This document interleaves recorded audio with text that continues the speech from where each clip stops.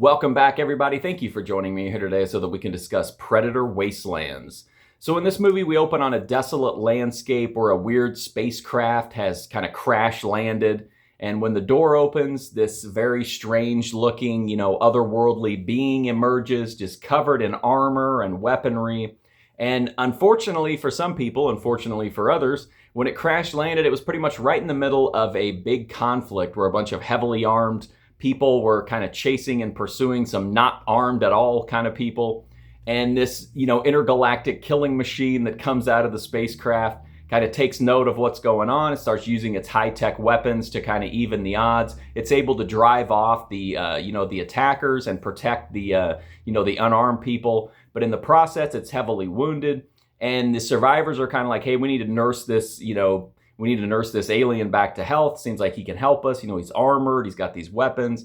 And you have this like oppressive regime that's running the area. And so that's the story of Predator Wastelands. So this is obviously a mockbuster from the Asylum based in the Predator world. I try to be really understanding with these Asylum movies because I do like a lot of them. This one was just completely bizarre.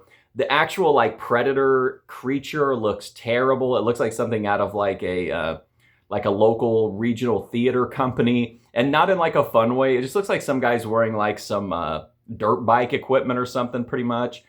The movie runs very slow. There's very little action. The acting is I don't know. It's not bad. It's just kind of there. It doesn't really leave much of an impression. But there's like the main villain guy. Is completely unhinged. He's screaming like every line that he has. It reminds me of James Edward Holden when he really gets in a mood. He was just like screaming and screaming and screaming every line in this movie, which I found to be entertaining, but some people might find to be like grating or whatever. But it's got a good villain, and there is a little bit of action, but it's really kind of sparsely placed throughout the movie until you get toward the end. And then toward the end, the action picks up, but it's more repetitive. There's a lot of scenes of like CGI of people being, just turned into red mist and stuff like that. There are some decent kills, but unfortunately here it's just too little, too late. There's not enough to keep you invested. It takes a while to get things going.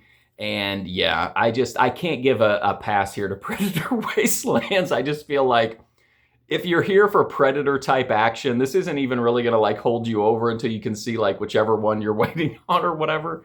But if you just kind of really cheesy, low budget B movies, there are some interesting parts to this, but it's definitely not packing a lot in terms of entertainment. But that's my review for Predator Wastelands. If you want to check out more, I've got a full movie review playlist right here on YouTube. But thanks for watching this one, and hopefully I'll see you soon.